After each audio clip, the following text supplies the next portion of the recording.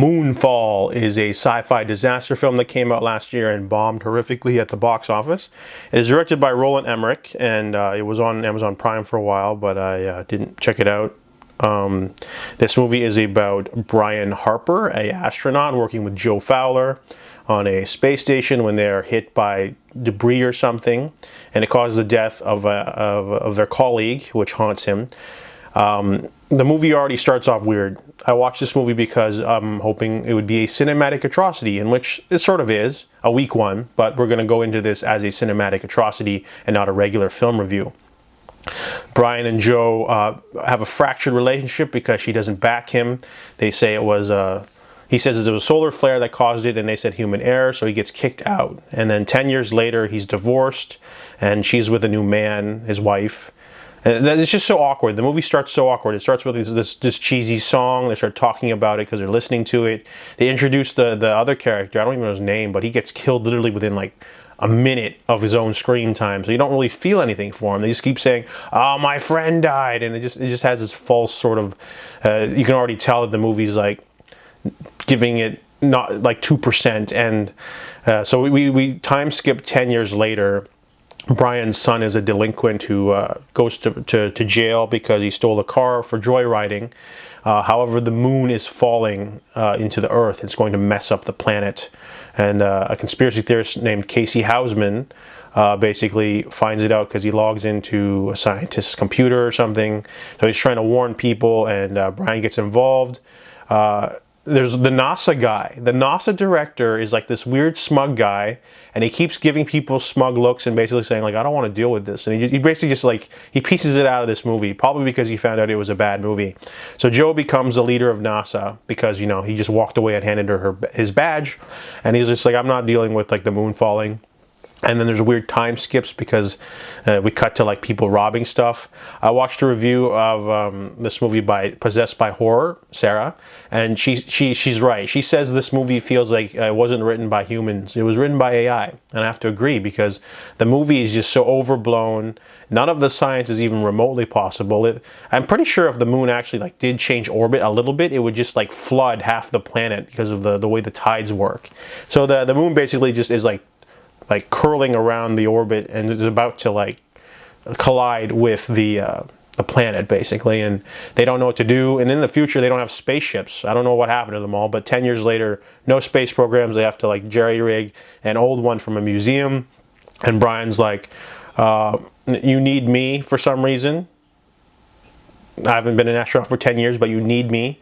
So he offers them a deal. If he can get his son freed from jail during all this panic, he'll go up there and no, oh yeah, okay, no, I'm getting ahead of myself. So basically, they already send astronauts up there, you know, the first, because, you know, and they get horrifically killed in the most hilarious way because it looks really dumb. It looks like they're being attacked by the tentacles from Man of Steel. It's supposed to be like a horrific, you know, scary sequence, but it's weird. And later they show it again to show the NASA guy, and I kept laughing, and you know that's what made me realize this movie's a bit of a cinematic atrocity.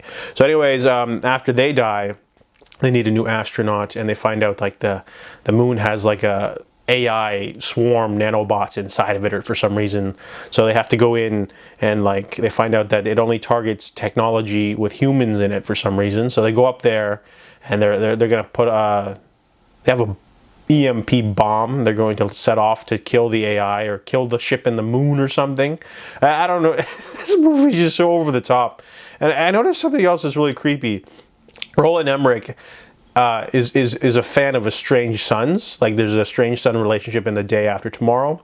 There's also an estranged father-son relationship in 2012. And the stepdad in that movie horrifically gets killed for no reason. The same thing happens in this movie, but it just off screen. The director just has like I don't know if he had like a divorce and he just doesn't like the new father of his kids that he's no longer with. But he has like a hard on for that because I don't know if it's the same writer, right? I mean. No, it's written by different people. This one's, oh no, it's written by Roland Emmerich and two others. So I'm guessing every time he jumps into these movies, he goes, wait a second, I want to add a stepfather that just gets horrifically messed up for no reason.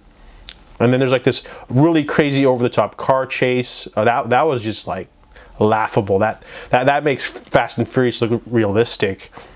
And there's just so much terrible dialogue. And the son basically teams up with this Chinese lady because they want to make box office money in China. So their whole plot line is laughable. There's like the movie's just so awkward because it's like a two-hander. You know, you got the astronauts up there trying to like defeat the AI thing in the moon, but then you just have like a post-apocalyptic sort of thrill ride on the surface. But every time they cut to it, they just cut to CGI destruction, and it doesn't mean anything. It doesn't have any weight to it. You know, like you watch a movie like Independence Day, they destroy a model. The White House is destroyed by it's a model, so it looks real. Even like other movies like 2012 or Day After Tomorrow have some practical effects in there, like during the climbing scenes or whatever. This movie just feels like the entire thing was filmed on a green screen. It had a $130 million budget, and it looks like crap sometimes because it's just like you're just like walking around, all of a sudden, oh no, a mountain just got exploded by like 50 meteors. It's like now gravity's changed, and now there's no air, and now there is air, and it's just like the movie just making up stuff as it goes. It feels like it was written by an AI. Just like people are scared of thing, and then they go Lots of awkward dialogue moments, like the one conspiracy theorist gets invited to go to the moon on this mission, but he has no training, and he's like, I have IBS, I can't. And he's got like a relationship with his mother who has dementia. So like, there's just so many weird things about this film, but not a lot of it is laughable. Some of it's just incredulous. I only laughed maybe like 3 or 4 times, so it's not a very strong cinematic atrocity. It's very long. It's like an hour. 2 hours and 10 minutes, and they even sequel bait at the end, which is hilarious. Terrible music choices throughout. Didn't like the son. It's the son from the Clovitch Killer too, so you just piece it out in this movie, I guess. You got some big stars, Oscar-winning Halle Berry. She's fallen quite a bit. And I do like Patrick Wilson, but this movie just doesn't feel like it almost feels like when Sarah said it feels like an AI, it does. It feels like just like a churned up elements of just like, it feels like a parody almost at times of sci-fi disaster films, because it's just like, what if we have 2 estranged father-son relationships? Why not have 2 dead stepfathers? We'll have 2 disasters. We'll have the moon falling and an AI thing, and there's like this crazy flashback thing. The whole movie's awful. I give Moonfall a cinematic atrocity score of 3.